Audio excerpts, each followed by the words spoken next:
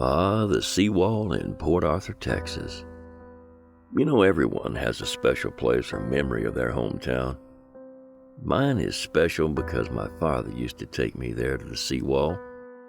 We'd go crabbing, sometimes there and other times on Pleasure Island. I remember walking the Seawall with Daddy, then returning as an adult and remembering those walks with him. It seemed like an endless walk when I was a kid. Just making it halfway down there seemed to take forever, and then we had to walk all the way back to the car. I could only imagine walking it from one end to the other, but it was always an enjoyable visit. There was always so much to take in. It could even be exciting. I remember fireworks on the 4th of July, and at times it was just a place to go when I was hopelessly bored. And I can't tell you how many times I drove my car down there just to pass the time. I watched in awe as something larger than a building would pass by. I remember hearing the crash of the bow wake, waving to people on the ship, and hearing the mechanical sounds growing louder as the aft part of the ship passed by.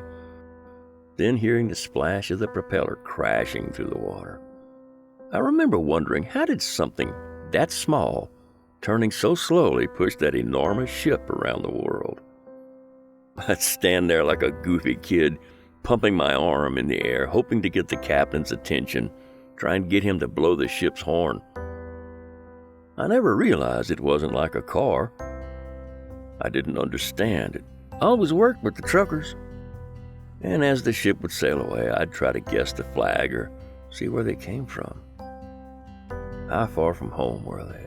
How long does it take a ship to get back to that country? That's got to be a challenging way to make a living.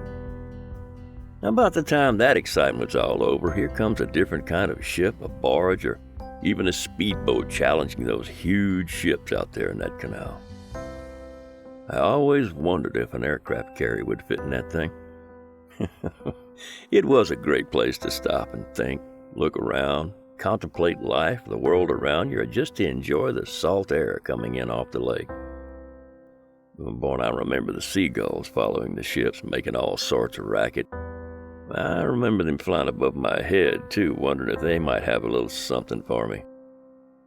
Every time I visited the Seawall, I always felt a sense of adventure. Somehow walking in that area, on one side was the security of home, and the other side was ships from faraway lands.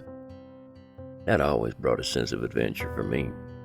And when that was over, you could just peruse the talent of rattle-can artists who left their colorful art and philosophy all over the rocks. Everybody could sit and contemplate that for a while. And then as we walk on down here, looky there, there's the campus of Port Arthur College. At least that's what it was called when I was younger. As I understand it today, it's Lamar State College in Port Arthur. And look there, there's Woodrow Wilson Junior High School. I understand it's now the Woodrow Wilson Early College High School, where high school students can earn an associate's degree. Woodrow was our old crosstown rivals to Thomas Edison, the Fighting Falcons versus the Woodrow Wilson Bears, if I remember right. I remember they were one tough football team and most worthy competitors. It's good to see that old building surviving throughout the years. I can't think of a better use. It's seen a lot of Port Arthur students move through its halls. But, you know, like many of us, I grew up and moved away from Port Arthur. But looking back on the Seawall, I realize I carry some of my most treasured memories, walking and talking with Daddy, watching the ships go by, and, of course, having attended more than a few of the submarine races they always held there, if you know what I mean. They're all treasured memories of time spent in my youth. Time and memories made in my old hometown, Port Arthur, Texas.